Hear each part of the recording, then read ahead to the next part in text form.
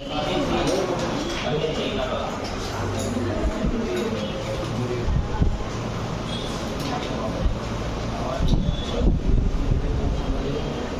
Page number 33 पर 3 सम आपेला है। Question number 1, hotel highway arrange a special function for 100 guest. चलो hotel highway में 100 माणस माटे कई व्यवस्था करी छे। The food cost will be 225 पर head. Wages for extra staff will be 2500. The management expects 20% sale to cover the overhead. એટલે overhead કેટલા હતા સેલના 20% and require a net profit 10%. Prepare a statement indicating charge per guest. એટલે એક guest પાસે કેટલા રૂપિયા લેવાના. Labor cost as a percentage of sales. Sales ના કેટલા પરસેન્ટેજ લેબર કોસ્ટ છે અને food cost as a percentage of sales. તો અહીંયા ઘણું બનાવીશ કોસ્ટ શીટ ફોર 100 પર્સન્સ। કઈ હોટલ છે? Hotel highway. હવે અહીં ધ્યાન કઈ રીતે ગણતરી થશે જુઓ। સૌથી પહેલા ફૂડ કોસ્ટ છે।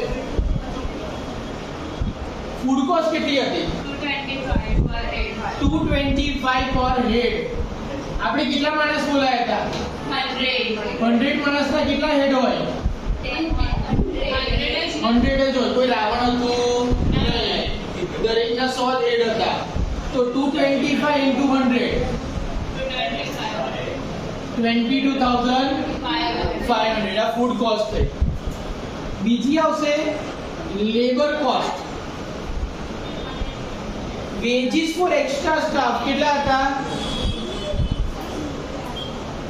2500। The management expect 20% of sale to cover the overhead. ચલો આનો ટોટલ કરીએ કેટલા થશે? 25000। આ 25000 આપણી શું થઈ ગઈ?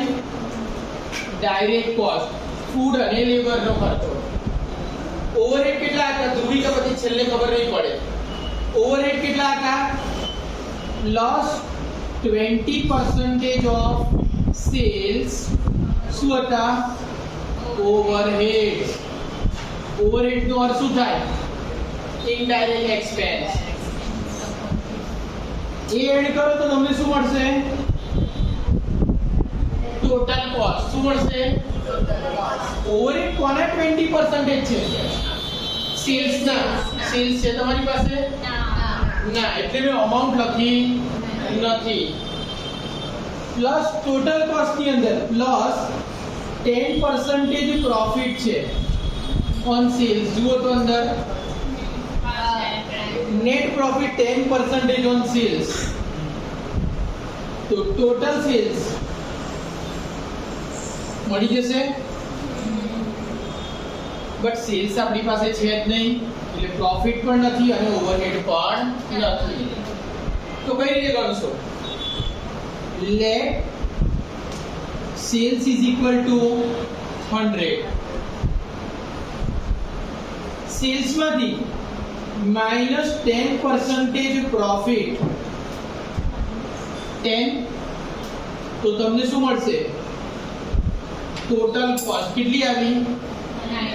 90 माइनस 20% શું હતા? ઓવરહેડ। કોના 20%? સેલ્સ ના। તો સેલ્સ કેટલું હતું? 100 એના 20%। તો તમને શું મળશે? Direct cost. સેલમાંથી ખર્ચો માઈનસ કરે તો કોસ્ટ મળે ને। તો દુકાનમાંથી પાર્લેજી બિસ્કિટ પરચેસ કરો તો દુકાનવાળો પ્રોફિટના અલગથી લે છે કે પ્રોફિટ અંદર 5 રૂપિયામાં જ આવી જાય? તો દુકાનવાળાએ કોસ્ટ શોધવી હોય તો પ્રોફિટ શું કરવો પડે? માઈનસ। તો સેલ કેટલા હતા? 100, એમાંથી શું માઈનસ કર્યું? પ્રોફિટ। એટલે તમને ટોટલ કોસ્ટ મળી। ટોટલ કોસ્ટ માંથી શું માઈનસ કરે 20% ઓફ સેલ્સ ઓવરહેડ, તો તમને શું મળી ગઈ ડાયરેક્ટ કોસ્ટ. હવે ઇક્વેશન મૂકવાનું, ડાયરેક્ટ કોસ્ટ 70 હતી તો ઓવરહેડ કેટલા હતા 20. તો ડાયરેક્ટ કોસ્ટ તમારી કેટલી છે 25,000. તો ઓવરહેડ કેટલા ગણો તો 25,000 into 20 divided by 70 7,142.86. તો 43 कर देवाय तो 7,142.86 तो एप्रोक्स 7,143 એ તમે શું લઈ લીધા ઓવરહેડ. તો ઓવરહેડ में મૂક્યા 7,143 25,000 plus 7,143 32,143. ફરીથી આ જ ઇક્વેશન, ડાયરેક્ટ કોસ્ટ 70 તો પ્રોફિટ 10. ડાયરેક્ટ કોસ્ટ 70 હતા તો પ્રોફિટ કેટલો હતો 10. આપણી પાસે ડાયરેક્ટ કોસ્ટ કેટલા છે 25,000 તો પ્રોફિટ કેટલો 3,571.43. તો આપણે 3,571.43 છે 3571 રાખીએ રાઉન્ડ ફિગર. તો 10% પ્રોફિટ 3,571 43 હતા તો રાઉન્ડ અપ કર્યા 43 એટલે 50 થી ઓછા તો આપણે 71 જ રાખ્યા. તો સેલ્સ કેટલું આવે 35,740. ચલો હવે આપણે આન્સર ચેક કરો. સેલ્સ 35,714 હતું, એના 20% ઓવરહેડ હોવા જોઈએ, આના 20% કરો.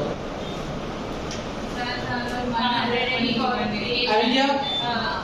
આના 10% કરો તો 3,571. તો આપણો આન્સર મેચ થઈ ગયો. ચલો હવે અંદર ક્વેશ્ચન શું છે, જો ચાર્જ પર ગેસ્ટ. ફર્સ્ટ ક્વેશ્ચન, ચાર્જ પર guest is equal to total sales divided by total guest.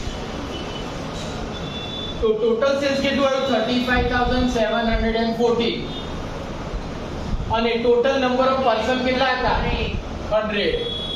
તો 357.14 rupees per guest.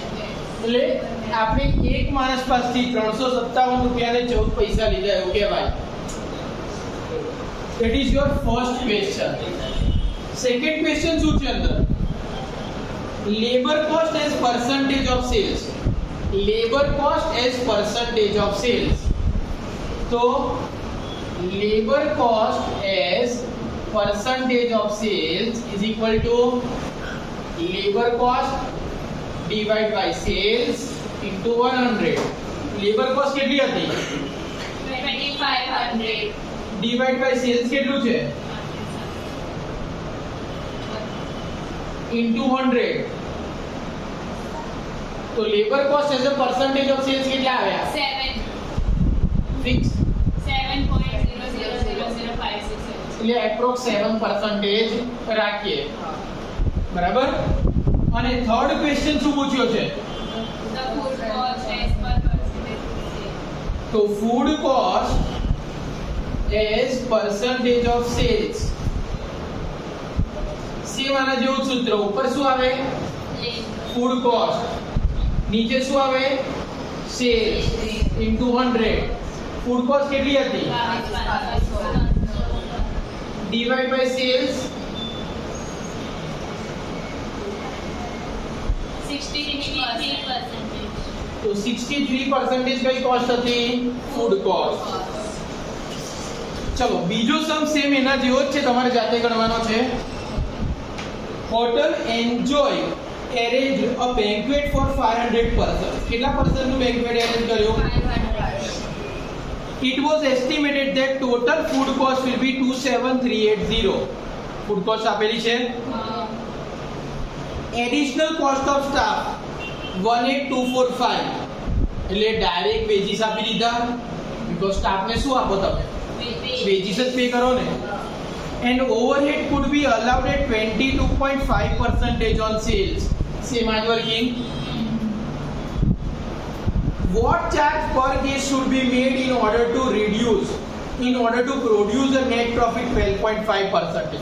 તો પ્રોફિટ કેટલો હતો 12.5 સેમ વર્કિંગ સેમ દાખલો જાતે ગણવાનો ત્રીજો દાખલો પણ જાતે જ ગણવાનો છે એમાં આ બધી વસ્તુ શોધવાની નથી કીધી એટલે આપણે અહીંયા દાખલો અટકાવી દેવાનો બહુ શોધવું હોય તો ચાર્જ પર ગેસ ગણી નાખવાનો ખાલી એ ગણવાનું છે ત્રીજો દાખલો પણ જાતે garden view restaurant to arrange a dinner of 600 guest કેટલા પર્સન થઈ જશે અહીંયા a special package has been produce તો સૌથી પહેલા ટોટલ જ કરવાનો ફૂડ કોસ્ટ કેટલા લખશો 64,500 એડિશનલ લેબર કેટલા લખશો ફ્લોરલ ડેકોરેશન કેટલા પ્રિન્ટિંગ ઓફ સ્પેશિયલ મેન્યુ કેટલા 4,000 અને મ્યુઝિક એન્ડ ઓર્કેસ્ટ્રા કેટલા બધાનો સરવાળો શું મળશે The management desire to allocate 17.5% of sales for overhead and net profit 12.5%. Show necessary calculation to determine the charge per guest. એટલે આ શોધવાનું છે ચાર્જ પર ગેસ્ટ તો આ ત્રણે ત્રણ દાખલા થયા 5 માર્ક્સમાંથી લઈને 2.5 માર્ક્સ સુધીમાં આમાંથી કોઈ બી દાખલો પૂછાશે જો ત્રીજા દાખલા જેવો હોય તો 5 માર્ક્સમાં પહેલા દાખલા જેવો 2.5 માર્ક્સમાં